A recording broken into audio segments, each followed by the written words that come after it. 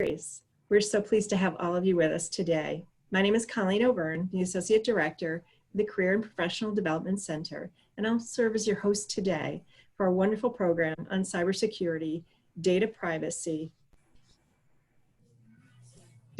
excuse me. This program, along with the entire Summer 2020 series, is sponsored by the Women's Leadership Initiative at Albany Law School. And each of the topics selected for the summer series reinforces key business and legal skills, ensuring law students are practice ready and leaders of the future. So before I introduce our wonderful presenter and topic for today, just a few housekeeping details to go over with you. All of our participants should have been muted upon entering the program. If you have not been, please unmute yourself now. We are going to record this program so that if you aren't able to stay for the whole program, you may be able to get the link later on. We believe that the programs have been best viewed on speaker view. We're going to handle questions as they come along, so please enter your questions in the chat, and I or my colleagues from the Career Center will offer those to Jackie and ask her to answer them. We also will going to have some time at the end of the program to answer some of the questions that you might have. So without further ado, I'd like to introduce Jacqueline Goralczyk, who's with us today to share a presentation on cybersecurity and data privacy. Jacqueline received both her LLM and JD degrees from Albany Law School and is a partner and founding member at DeAngelis Goralczyk PLLC. Jacqueline concentrates her practice in the areas of cybersecurity and data privacy law, as well as residential and commercial real estate and business formations. Jacqueline uses the interplay between real estate, financial services, and cybersecurity to help corporate clients navigate the complex and sometimes cumbersome requirements under GLBA, New York State DFS 500, the New York State data breach laws, and other existing and emerging cybersecurity and data privacy laws. Jacqueline is also an instructor at Albany Law School in the cybersecurity and data privacy program. So without further ado, I'm pleased to welcome Jacqueline, or Jackie, to our program today, and thank you for joining us. Hi, Colleen. Thank you so much for having me. I just want to note that my name actually is not Jackie and Karen, and I just noticed, so I'm not two people today. I'm just Jackie. I don't know why my partner's name is showing up on my Zoom, but it's just me. I promise not, to only have one personality. Okay, so thank you for the introduction. Today, what I wanted to talk about was, as you can see, cybersecurity, data privacy, and the human element of it. I think that, traditionally, cybersecurity has always been a, not always, but like I said, traditionally an IT-focused system. The majority of resources and attention that are spent is mainly focused on IT. And I think over the last, 10 to 15 years, that's been changing a lot. We're now looking more at cybersecurity as a culture and security as a culture. And that's a lot of what I do. And that's a lot of what I advise my clients on. And excuse me, I'm a little under the weather. So I hope to not sound like that the whole time. So I had sort of a non-traditional start in cyber. In 2006, I owned a title insurance agency. So we did title insurance and lender representation real estate closings across New York State. When the market changed in 2008, I stayed in that business for a couple more years, and then I decided to go to law school. It had always been my plan to go to law school, but I had kind of, gotten in the title insurance industry and stayed there for a little bit. So I knew that after law school, I wanted to continue in real estate, but I hadn't expected that cybersecurity and data privacy would become such a huge driving factor in my practice, and just a driving factor in, the law and real estate, financial services in general. I first became interested when the firm that I was working for at the time, they actually were a little bit ahead of the game, and they were setting up a cybersecurity data privacy framework based on a national standard for title insurance companies. So it was kind of a restructuring of the entire business based on best practices for that type of company.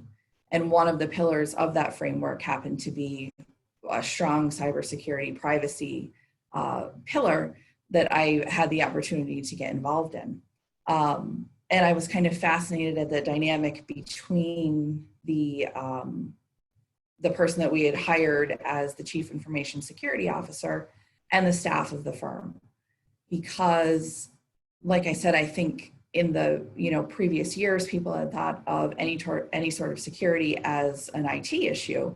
And this was kind of the first time that they were being presented with security as a human issue. So there was a lot of putting policies and procedures in place, training of the staff, monitoring of the staff, which if anyone who works knows that it's not always a favorable feeling for that monitoring.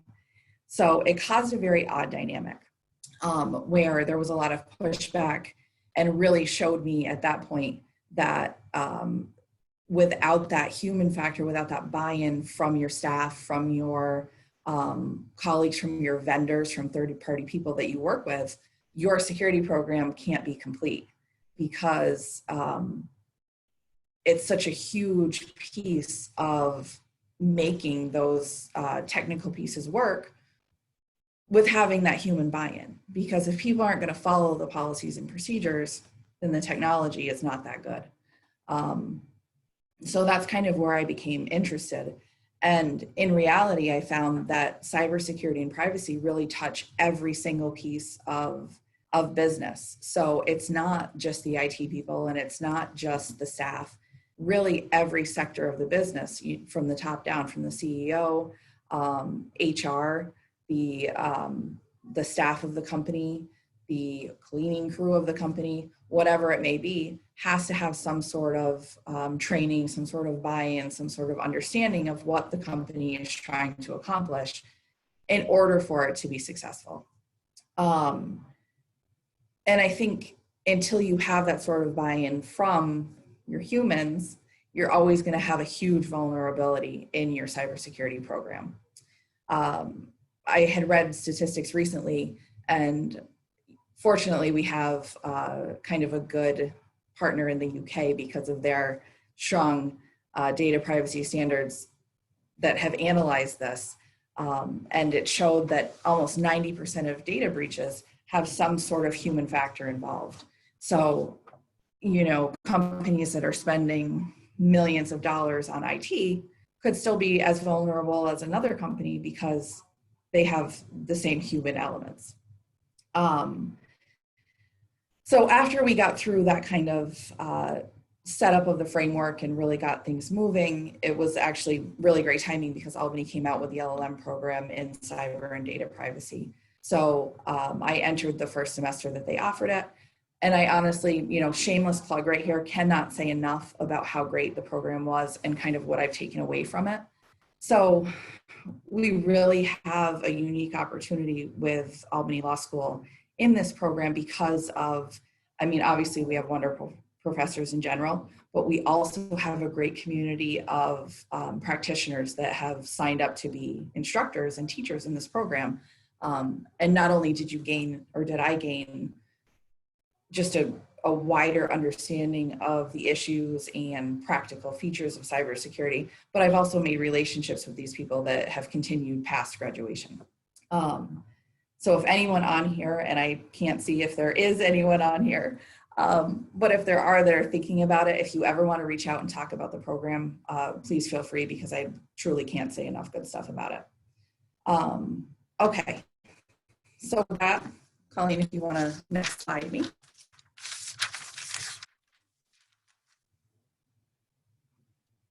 Okay. And so this is just my bio again, same thing we just talked about and Colleen so nicely explained. So the first thing that I wanted to do today was pose a challenge to everyone. So while we're going through, oh, next slide, I'm sorry, Colleen. So while we're going through what we're going to talk about today, I challenge everyone on this video to think of either a person or a business that does not have to worry about cybersecurity or privacy. And I'm happy to give you guys a minute right now. If somebody knows of one right off the top of their head they want to shout out, please feel free to type it in the chat. But that is the challenge by the end of the program, if someone can think of someone that does not have to worry about it. You can go to the next slide. Okay. So what I want to focus on today is kind of one of the largest challenges that we face in our business. As Colleen said, I work mainly in real estate. We represent banks, lenders, non-traditional lenders, buyers, sellers in real estate transactions, and that's about 90% of our practice. And probably the largest challenge that we face on a daily basis is wire fraud. So we have a strong focus on cyber because of wire fraud and the things that come from wire fraud. So kind of the secondary damage that's done by wire fraud. We could obviously talk about any number of issues in cyber, any number of threats, phishing, denial of service, malware, any of those things. But I think that wire fraud, obviously I'm familiar with it, but it also really highlights the human element of cybersecurity, because the majority of times when a wire fraud incident happens, it's not because they didn't have a robust, technical system, IT system security. It's because somebody was tricked and somebody played into some sort of scheme that, led to the eventual fraud. Okay, so as attorneys, obviously we get our guidance from case law. And the first case that you're seeing up here is Bain versus Platinum Realty LLC.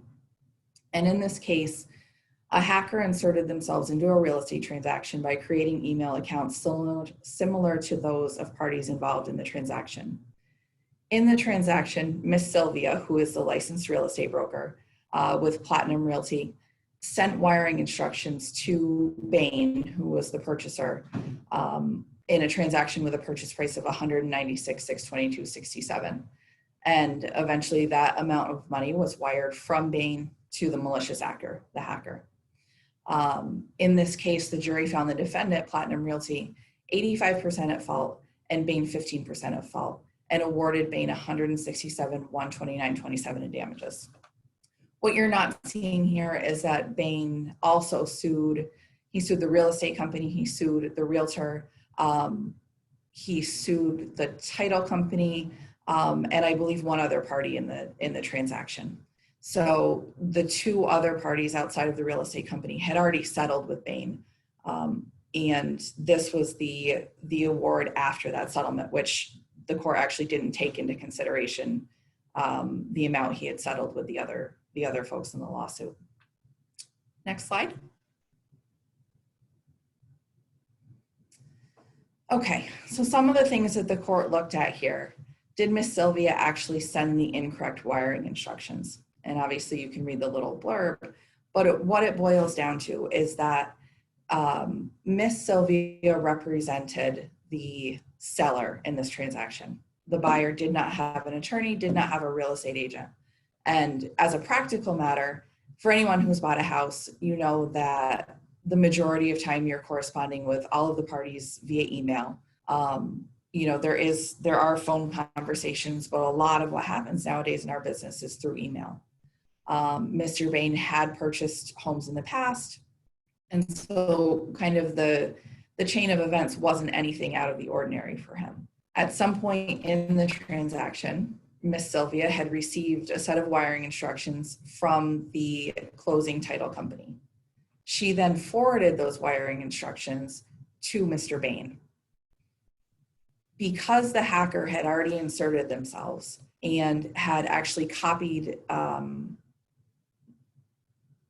set up new email addresses that were very similar to those of the existing party, the hacker actually got in between the wiring instructions that were sent from Miss Sylvia to Mr. Bain.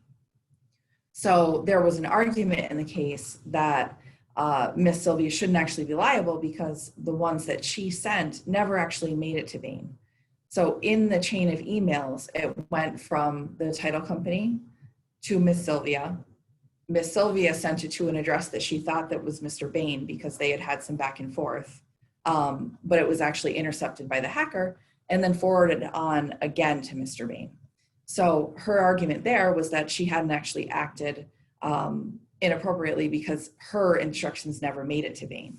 The court denied that, that defense, saying that honestly, there was no way that they could tell that the ones that she sent had actually not made it to Mr. Bain. So that's where her liability, kind of stayed at the higher level because there was no way to get back to that piece and no way to show that she hadn't. The court also said that the reason that Bain had less liability than you would maybe assume is that he reasonably relied on the instructions that he was given. He reasonably relied because it was normal course for that type of transaction. So he didn't truly have reason to think that there was anything out of the ordinary. And Miss Sylvia didn't fare so well because she had actually told the court at one point that she had erased certain emails, which she had not actually erased. So she didn't have a lot of favor in that situation. But this is a classic case of what happens in our business. And as real estate attorneys, this is what we're on the lookout for every single day, because there are times when you work so quickly that you don't realize, or don't have that, your senses heightened to think that there's anything off in a transaction.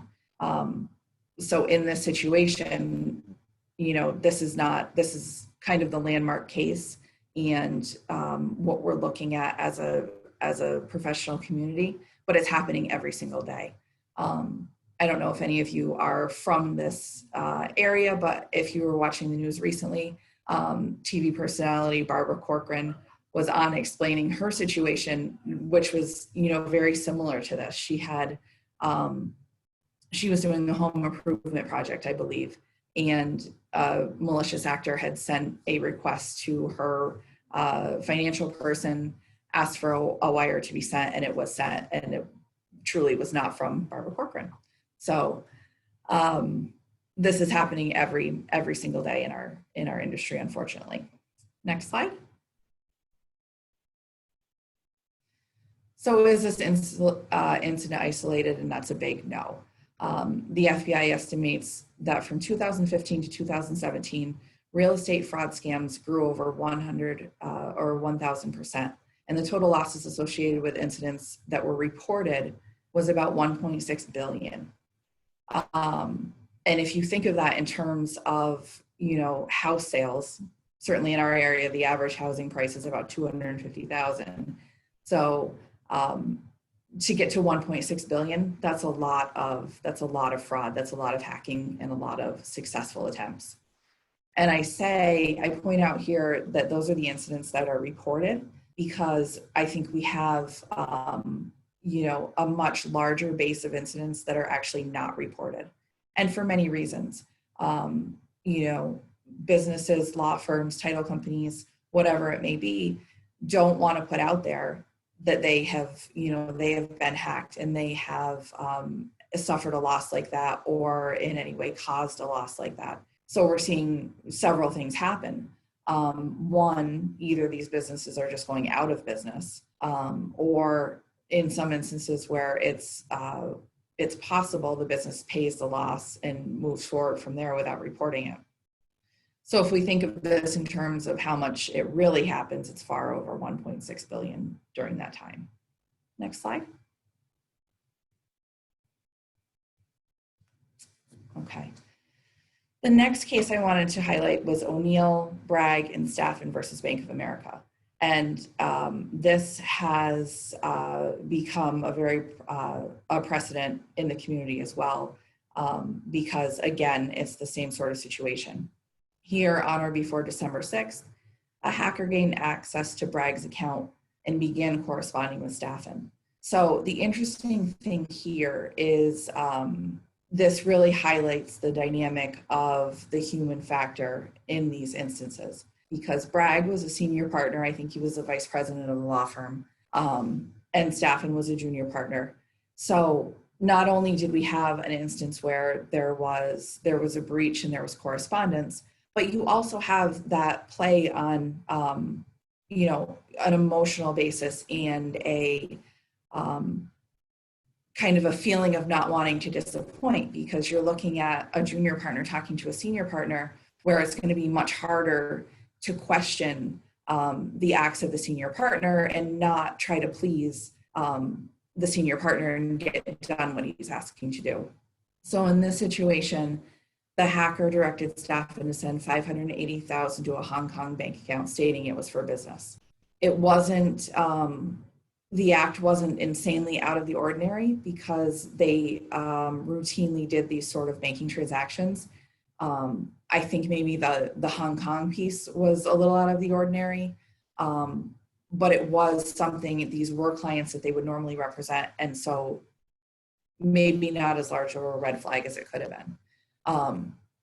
Kind of the interesting piece here, and where this type of situation emerges into many other areas of the law, is that the bank sent the money, and the account that it actually was pulled from held less than $2,000. So there was a huge failure, not only on the part of the firm, but also on the part of the lending institution, because lending institutions also have, they're regulated in ways that you're supposed to, know your client, and you're supposed to, there are things that should flag those sort of malicious transactions. And here there was a failure on that part. So instead of stopping the transaction or flagging it as potentially fraudulent, the bank actually pulled funds from secondary attorney IOLA accounts to fund the $580,000. So if you're not an attorney on this call, basically the IOLA account is kind of the holy grail of being an attorney, at least, in our minds, because those are funds that are deposited on behalf of a client. And there are so many, so many regulations and ways that you're supposed to act in those situations. So here, not only did the money get wired, but it was also other clients' money. So it wasn't like an operating account of the law firm. It was other clients that, could have potentially suffered here. So on the practical pieces, I'm going to have you go to the next slide, because it goes through the kind of chain here. So this is a snapshot of the email exchange back and forth between the hacker, who was acting as Attorney Bragg, and Staffen, who was the junior attorney. So here you're seeing that the hacker says, "Hi, Mel," and that's an interesting piece of it in general, because the hacker has been in the system of the law firm long enough to mimic customs and how people speak to one another. So the guy's name, and it's actually escaping me at this point, was not Mel, but that's what he goes by in his email. So they had time to know how to kind of create this correspondence in a way that would persuade someone to do what they wanted to do. So, "Hi, Mel, are you going into the office tomorrow? I have a wire for $580,000 to send to Midtown Resources," on and on. And you're seeing the SIC reference here, because they're directly copying from the emails, even though the grammar and spelling may be incorrect. And that's one of the largest flags in this business, is when we have situations where grammar and spelling. So if you see the line where it says, let me know, so I, lowercase I, that's one of our biggest indicators in wire fraud and in these type of business email compromise situations, because we find that hackers don't necessarily understand the custom and practice of writing in English sometimes. So they many times use a lowercase I. So if you're getting this sort of email that normally would be, even by default of your computer, that it capitalizes and it has a lot of lowercase i's, It's like the flag of, hey, something might be wrong. So he's saying, I'm going to forward you the wiring instructions. Staffen agrees that he's in the office tomorrow. The hacker then goes on to give the wiring instructions. You can go to the next slide. Okay. And then Staffen asks from what sub account, and the hacker again has enough knowledge based on sitting in this environment for so long to know what account and what sub account to take the money from. Staffen says that he doesn't have time to do it right now, but he'll get back to it tomorrow. And the hacker urges that it has to be done right away, first thing in the morning, and they need a copy of the SWIFT correspondence. And that's another huge red flag, because normally in these situations, the idea that there's such urgency for this type of transaction really shows that there's kind of something off, because normally it wouldn't be, you know, there would be potentially a larger process, and it wouldn't be an email you get from someone that says, hey, you have to wire $580,000. But you pull that human factor into it, and that, you know, wanting to please and wanting to make sure that everything goes smoothly and not mess with a client, and kind of all of those things. And it can cloud the judgment of what normally would happen and what would be normal practice for your firm or for a transaction of this size. So ultimately, Staffen agrees to send the wire. Next slide. Okay. So he agrees to send the wire, and actually Bank of America does send the wire. He realizes about an hour after that just, you know, something might have felt off. So he gives Bragg a call. At that point, Bragg was on the West Coast. I think this is Pennsylvania. It's escaping me, but he was on the West Coast. So he gave him a call and said, hey, just want to let you know that I've sent your wire. Everything is all set, you know, good to go. And Bragg on the phone says, what do you mean? I never requested that you sent this wire. So I can imagine the sinking feeling for Bragg at that moment, where he's like, oh God, what did I just do? But the judge in this case kind of says a couple of very important things as far as these types of instances go. Here he says, what is alleged to have happened to the law firm here is indeed unfortunate. The computer hacker, of course, is the real culprit, but is not a party to this lawsuit. So this idea of hacking into these types of transactions, you know, it's not the normal course of criminal law. It's not the normal course of, you know, liability in general, because we have this person who is truly 100% or, you know, close at fault that you will never find, likely. The judge also says that any duty that Bank of America owed to the plaintiffs was a contractual duty based on agreements between the parties, not a duty based on social policy. Thus, plaintiffs may not recast their breach of contract claim against Bank of America as a tort-based claim. So here, the judge is saying, you know, again, yes, I know this is unfortunate, and clearly there are problems, but the relationship between the law firm and the bank was a contractual relationship. So outside of them being able to show that the bank did something, you know, to breach their contractual relationship, they can't make it just because it felt wrong or, you know, was the wrong, should have thrown up a flag. They can't then recast that to increase the bank's liability. And this is truly what we're seeing across the board, is that, and I've actually been involved in 2 lawsuits at this point where there should be liability, or it feels, you know, the plaintiff feels that there should be liability with the bank. And even if maybe they didn't do their, you know your client procedure as much as they should have, or it didn't raise the flags that it should have, the relationship between the client and the bank is contractual. And unless it said something in that contractual relationship that gives them some sort of protection, then unfortunately the law firm or whoever did the wiring of the money is out of luck. Next slide. So how did the hacker so easily impersonate Mel? like I said, in these financial service sector, it takes an average of 163 days to detect a breach.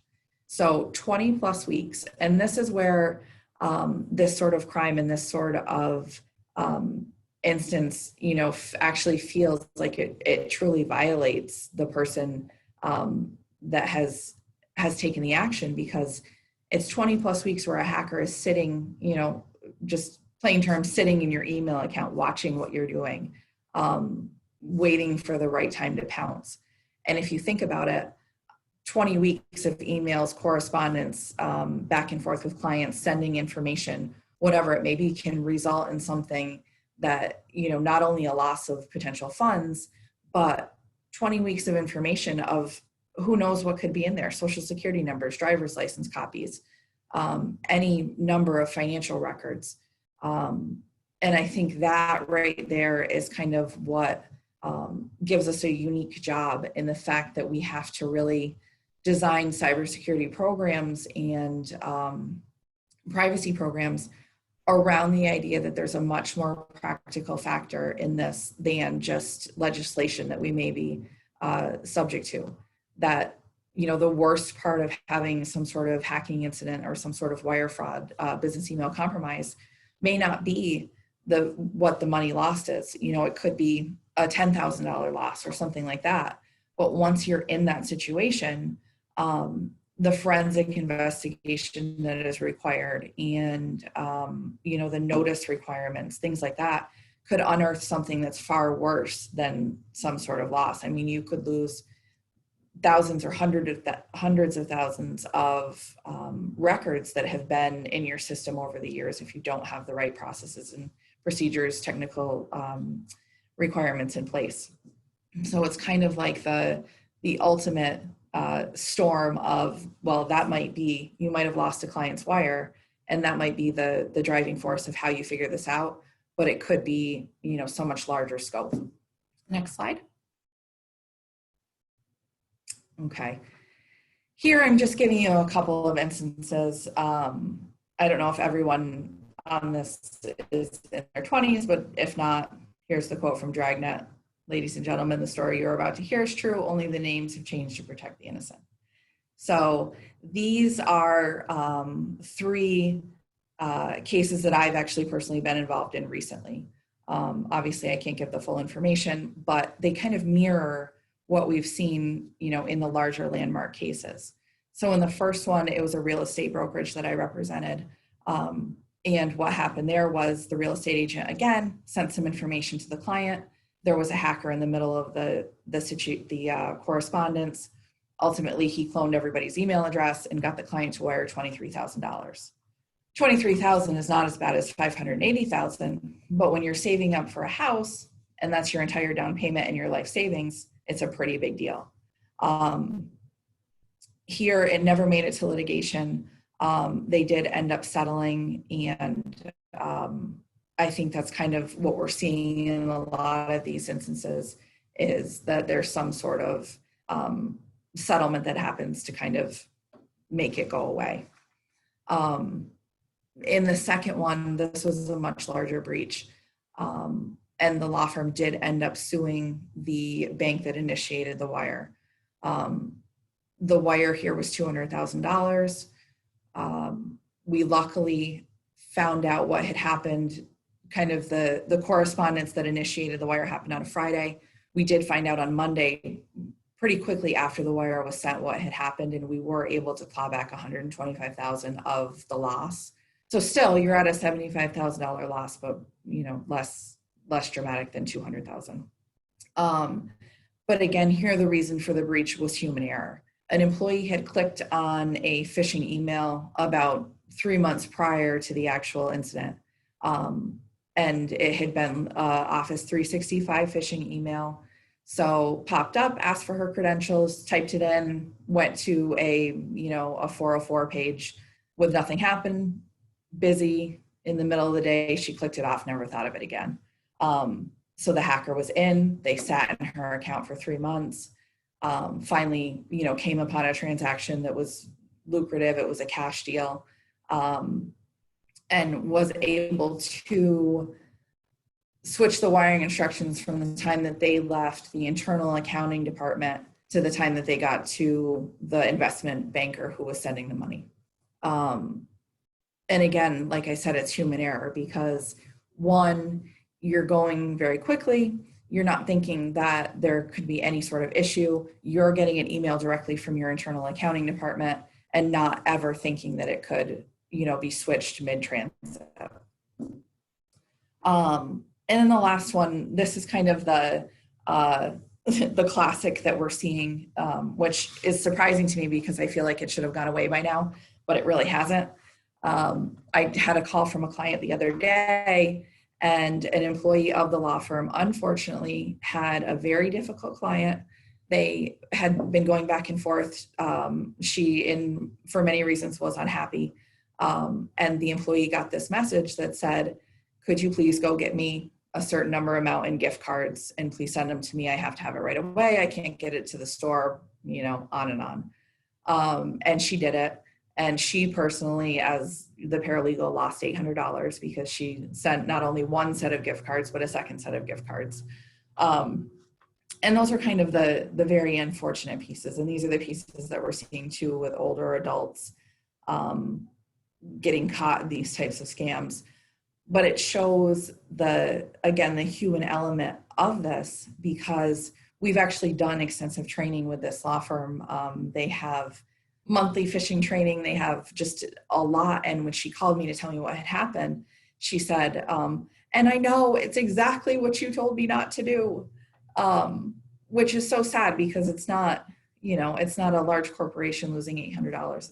It's a beginner paralegal. But it's a wake-up call because we know that these things are going on and we train for them regularly, but it just shows how if security, privacy, and cybersecurity is not front of mind, then that is just a huge hole in your infrastructure. Next slide. Okay, and this one obviously much larger scale. I just want to mention it because again, it highlights the human factor. So the Target breach, which I'm sure the majority of you on this call are familiar with. If you're in the program, you've probably read it extensively. But just as a small snapshot, November 27th started the breach. The breach is discovered. Target's contacted by the Department of Justice. And Target informed about 110 million shoppers who had purchased during the attack. The attackers pilfered 11 gigabytes of data. So Target agreed to pay up to $10,000 to consumers with evidence they suffered losses from the data breach. Next slide.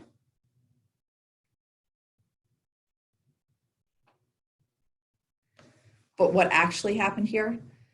So the hacker compromised a third-party vendor, Fazio Mechanical. It was a vendor of the Target Corporation that had credentials into their system. And actually, at some point, the security personnel in India received a notification of a potential malicious activity. So right there, we're seeing that they had the technology, they had the monitoring. It could have been caught. They had the warning, and they alerted the security personnel in Minneapolis, and nothing else was done. So there were several instances, several spots right there where the hack could have been stopped, where the breach could have been stopped, but because of human error, nothing happened. They figure that about 70 million individuals were impacted. And the result of that is not only a loss in a financial loss to Target, but it's also a financial loss to those involved in the breach. But it hits the consumer confidence. Profits in general are down, and over 290 million in expenses were incurred. So Target did have insurance, and I think the insurance company paid around 90 million. So if you think of this in terms of can a company like Target take that sort of breach, take that sort of loss, as compared to a small law firm or any other small business, it's going to be a much different situation. Next slide.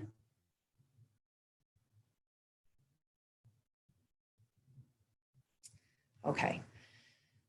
So as attorneys, as cybersecurity practitioners, as small business owners, the question is, what do we do? So in New York State and in the US in general, we face sort of we have a difficult time because we have this kind of, mishmash of legislation that may cover you, may not cover you. In my personal instance, there are several rules that cover our business. So we have the New York General Business Law that requires reporting, and it requires notification to affected customers. Skipping down to the GLBA, which has been a longer standing law, which regulates financial institutions. We represent a lot of lenders.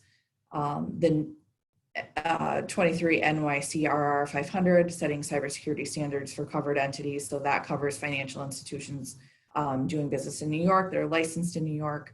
PCI DSS, not a law, but establishing data security standards. And then most recently, the New York State Shield Act, which kind of grabbed some of the outliers that weren't covered under the other regulations, saying any entity owning or licensing computerized data of private information of New York residents must have safeguards to protect security, confidentiality, and integrity of the information. So the challenge here is one, figuring out exactly where you fall and if or what you're covered under those different pieces of legislation, but also as a practical matter, the loopholes that go into that. So for instance, the New York State Shield Act. So that is, covering any entity owning computerized data or licensing computerized data. But there's a caveat in the legislation that says that if you're compliant with the other laws, so GLBA or 23 NYCRR 500, you're exempt from a greater level of compliance with the Shield Act. However, if you are covered by New York 500, there are also carve-outs for certain sizes of business, certain types of business, certain businesses under a gross revenue. So, you may still fall under that umbrella of compliance, but it may be at a much less scale than other types of businesses. So for instance, if you are fully under New York 500, you are required to have a chief information security officer and a whole list of other things. But if you fall under that benchmark, you're not required to have those things. And that can be, good and bad. For a small business, it can be very hard, cumbersome, expensive to take on those types of compliance pieces. But for instance, our law firm does hundreds of transactions a month for lenders. So it would seem that we have a greater liability, a greater, risk. But in any single transaction, you're dealing with the same amount of money. So somebody who does, 5 residential real estate closings a month may be dealing in the same amount of money per transaction as somebody who does 200, and they may not be covered in the same way. So as we look at legislation, it's kind of that business decision as far as, do we want to comply directly to the legislation, or do we want to actually be secure? So I'm going to go to the next slide here. Okay. And I know we're running a little short on time here if we want to get questions in. So I'm not going to read through this entire privacy by design, but the reason that I put this in here was because, one, I'm an advocate for privacy by design. I think that it is, regardless of your obligation under certain legislation, privacy by design takes into consideration the fact that you should have certain safeguards and certain policy procedures, certain settings on your technology, right from the beginning life cycle of the data all the way through the end. So what they're looking at here is, proactive versus reactive. And that's many times in our industry, the problem is that we are very reactive. So, in my business, personally, we're lawyers. We're not maybe thinking all the time about our security posture. But if somebody's not thinking about it, then that's a problem, because we are not going to know there's an issue until it happens. So it requires much more planning.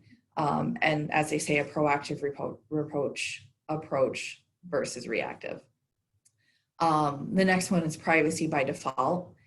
So what we find with the human factor of cybersecurity is the interplay between, if you don't set privacy as a default setting, will your employees use those settings?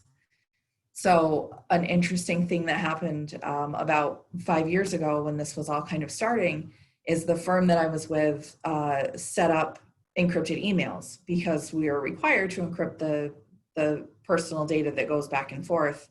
But when it was originally set up, it was set up as a choice. So when we were sending things to business partners, we were getting a lot of pushback, because anything with an extra step, people don't want to do. So if we were sending an encrypted email and the other party couldn't open the email because they couldn't figure out the technology or didn't want to take the time, they were driving in the car on the phone, couldn't open it, we got a lot of pushback. And as a business decision, you don't want to make it harder to work with your partners. So if you allow that choice, then, maybe 9 out of 10 times, people are going to choose the easier way. If security is not a culture in your organization, because they're going to say, I need to get this done, and I can't deal with the fact that they can't open it on the other end, and I have the choice. So privacy as default is very important if you want to make sure that choice is not always there. Next slide. Okay. And this is kind of the same thing, privacy embedded by design and functionality, full functionality. What they're looking at here is that they want there not to be that trade-off of security versus functionality. So for instance, if you set up processes and procedures that you've been using for 5 years, and then all of a sudden you want to throw in some additional privacy, you're going to have those issues of functionality versus privacy, because you're going to have pushback from outside, you're going to have pushback from inside, and you may not be able to achieve what you're trying to achieve if you're not doing it from the beginning, and if you don't have that human factor buy-in. Next slide. Okay. And end-to-end security full life cycle protection. This is a challenge for me every day. I currently have a client that we are setting up a cybersecurity program for. And the first question we ask is, what data do you have? Do you know where your data is? Do you know what type of data you have? And it's, like the ghostly sheet of white of, oh God, no. And, we've been a law firm for 30 years and I have no idea what's on our server, and I don't know where our server is, and I don't even know where the room is. So, that's a huge challenge, because how do you protect what you don't know what you have? Visibility and transparency. So this is talking a lot about the relationship between a business and the outside world. And this, if you're familiar with GLBA, kind of plays into that as well. The idea of accountability, having the right information, openness, being able to share that information with the data subject, and compliance, monitoring, evaluating, verifying compliance with privacy policies. And as we look at a more global structure for privacy, those are kind of some of the big pieces. As we know with GLBA, they're looking at access, the ability to correct, the ability to erase, things like that. Next slide.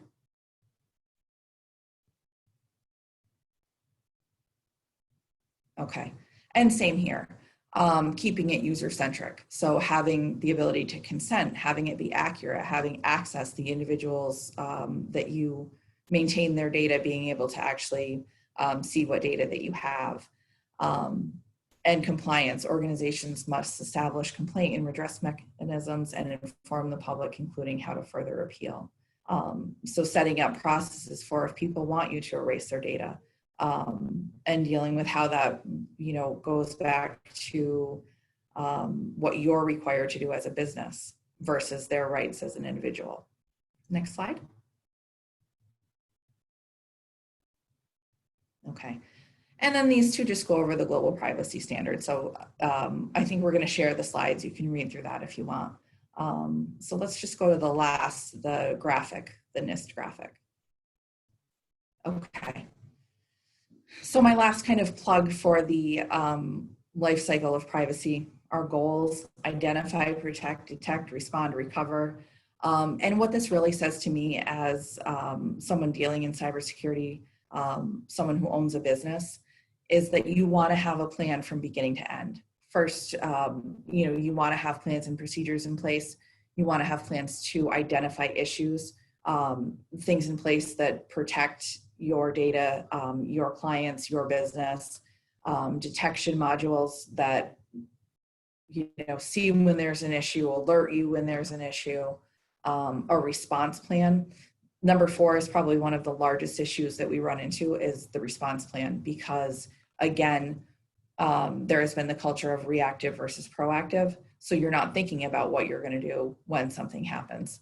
And ultimately recovery, because I truly believe in the when it happens to you, not if it happens to you.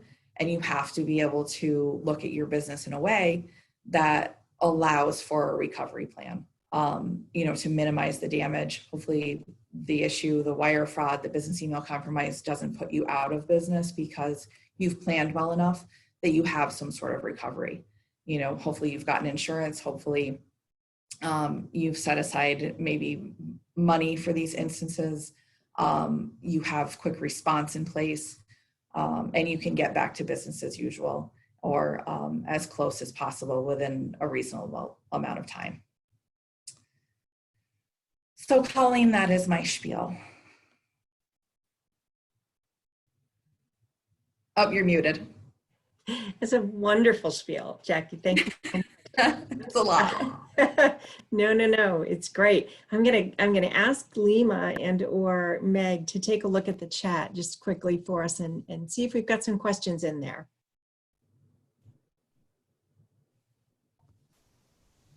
Hi, Colleen. As of right now, there are no questions in the chat. Did I overwhelm them? No, I don't think you overwhelm people, but I think that the topic is very comprehensive and challenging, it seems, for not only attorneys and folks who work in the cybersecurity area, but I think lay people, right? We all feel vulnerable. Are there some questions? Yeah. Some things that students would like to ask, or anyone else that's on today? Anyone else?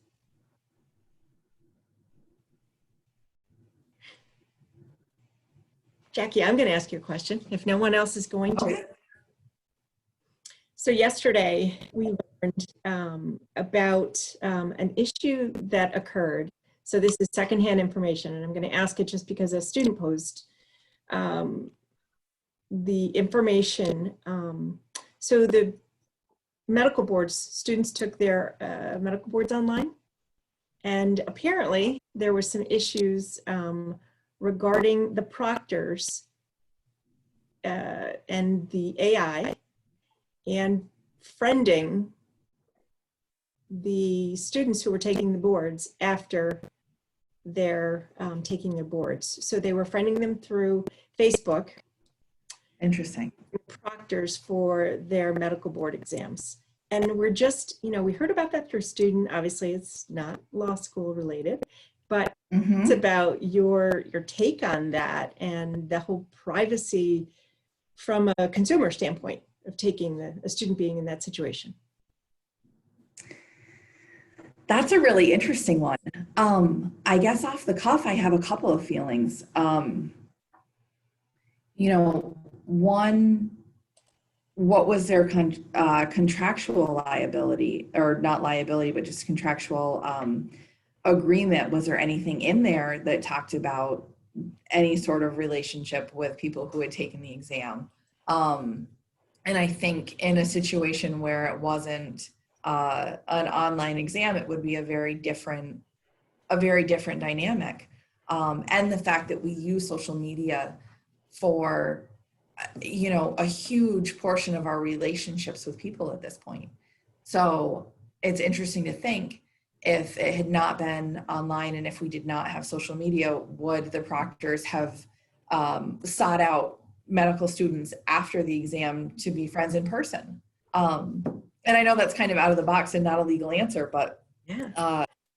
but that's very interesting. And then what access did the proctors have to, you know, the exam content? Do they have any access to the grading? Do they have any influence on the grading? Is there any,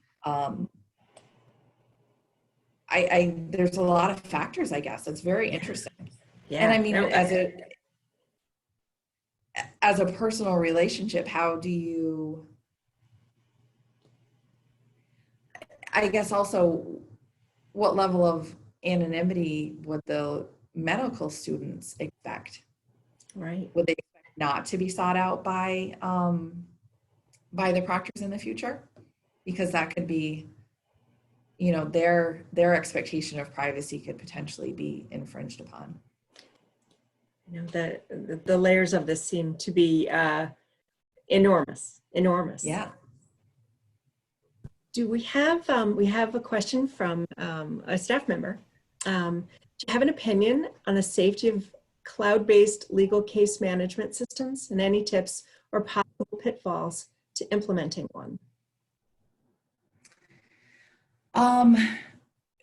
Strangely enough, our firm has actually moved all of our case management system to cloud-based systems. You know, not in any sort of a plug or any sort of assurances. We use the case law management system Clio. We also use a system called Qualia, and those are cloud-based. And one of the reasons that we did that is because of the need to be on the go and the need to be, you know, we saw with COVID-19, we had to quickly make a switch from in-office employees to out-of-office employees. And the cloud-based system is more functional for us. You know, there are obviously pitfalls as far as, you know, is your data in that cloud-based system being mingled with others? What's the level of separation? You know, one of the things that I looked at in ours was, you know, were they SOC certified? Had they gone through those privacy audits and certifications? But I think that just moving forward, we're looking at more of that. That firms that are expanding and firms that are, you know, global firms, whatever it may be, are probably going to be moving into that area at a pretty rapid pace. We have another question. To spike in wire incidents as organizations shifted to cloud-based solutions, such as Teams during COVID? I don't have the data yet on the amount of actual successful attempts. We do have, and I'm probably going to get this wrong, but it was, you know, a 900% increase in attempts. So there was definitely a lot of malicious actors trying to get within those systems. Mm-hmm. I don't know if it'll result in more eventually. I know that it is a hard dynamic because of the fact that, again, I mean, we went through a training program for our employees to be out of the office, because you get out of the office, you're in your living room, you're letting your kids potentially use your computer. Mm-hmm. You have to worry about things like taking pictures. Is there client data open? It's just a totally different environment. So that does is potentially take you off guard of the things that you would normally be looking for.